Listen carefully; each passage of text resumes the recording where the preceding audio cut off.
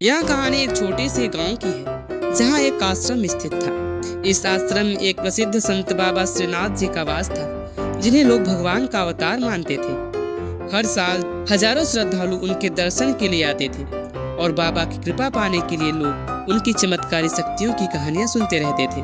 गांव में दो महिलाएं राधा और सुमित्रा रहती थी। दोनों का जीवन बहुत कठिन था। राधा विधवा थी और सुमित्रा के पास कोई संतान नहीं थी।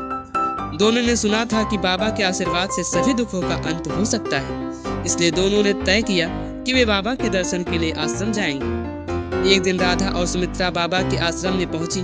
बाबा श्रीनाथ जी ने उन्हें अपनी ओर आकर्षित किया। बाबा का व्यक्तित्व तो बहुत प्रभावशाली था और वह हमेशा अपने अनुयायियों को आशीर्वाद देने के लिए तैयार रहते थे। लेकिन राधा और सुमित्रा ने जो देखा वो कुछ अलग ही था। बाबा की आंखों में एक अलग तरह का लालच था। शाम के समय जब आश्रम में सभी लोग पूजा कर रहे थे, बाबा ने राधा और सुमित्रा को अपने कक्ष में बुलाया।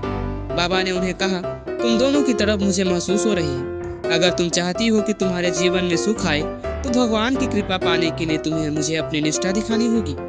सुमित्रा घबराई, लेकिन राधा ने बाबा के वचनों को भगवान की ओर से आशीर्वाद मान लिया। बाबा ने कहा, तुम्हें मेरे साथ एक रात बितानी होगी, वह तुम्हारा जीवन संवर जाएगा। सुमित्रा थोड़ी असमंजस में थी, लेकिन सुमित्रा ने राधा को समझाया कि यह एक आध्यात्मिक प्रक्रिया है और इसमें कोई गलत बात नहीं है। दोनों ने सोचा कि बाबा के कहने पर यह सब करना आवश्यक होगा।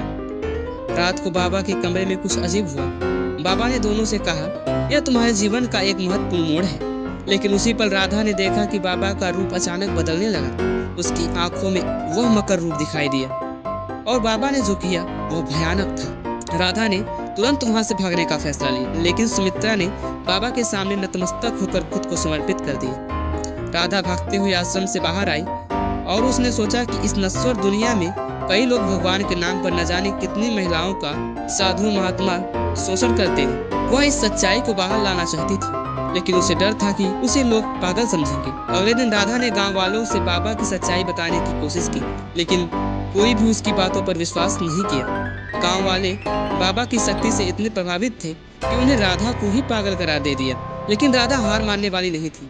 उसने निश्चय किया कि वह हर हाल में बाबा की असलियत दुनिया के सामने लाएगी। कुछ दिन बाद एक और महिला आश्रम से भागकर राधा के पास आई। वह महिला सुमित्रा थी, लेकिन अब वह पूरी तरह से बदल चुकी थी। उसकी आंखों में भय था और वह बताने लगी कि बाबा ने उसे भी शोषित किया था। अब सुमित्रा ने राधा की मदद से पूरे गांव में बाबा के खिलाफ आवाज उठाई। धीरे धीरे लोग समझने लगे कि बाबा की आड़ में असल में एक धोखाधड़ी छिपी है। कई महिलाएं सामने आई और बताया कि बाबा ने उन्हें भी शिकार बनाया था। इस मामले में पूरे इलाके में हलचल मचा दी। अंत में बाबा श्रीनाथ जी का पर्दाफाश हो गया। पुलिस ने आश्रम पर छापा मारा और बाबा को गिरफ्तार कर लिया। राधा और सुमित्रा ने साहस दिखाया और भगवान के नाम पर होने वाले शोषण को उजागर किया। उनके संघर्ष ने यह साबित कर दिया कि धार्मिक विश्वास का इस्तेमाल किसी के शोषण के लिए नहीं होना चाहिए। इस कहानी का यही संदेश है कि भगवान के नाम पर किसी का शोषण करना किसी भी रूप में सबसे बड़ा पाप है। हम सभी को सतर्क रहकर सत्य का पालन करना चाहिए और अपने धर्म का वास्तविक अर्थ समझना चाहिए। अगर वीडियो पसंद आया हो तो वीडियो को लाइक करके चैनल को सब्सक्राइब करके बेल आइकन को प्रेस कर दीजिएगा और एक प्यारा सा कमेंट कर दीजिएगा। आपके लाइक और कमेंट से हमें मोटिवेट मिलता है, तो प्लीज़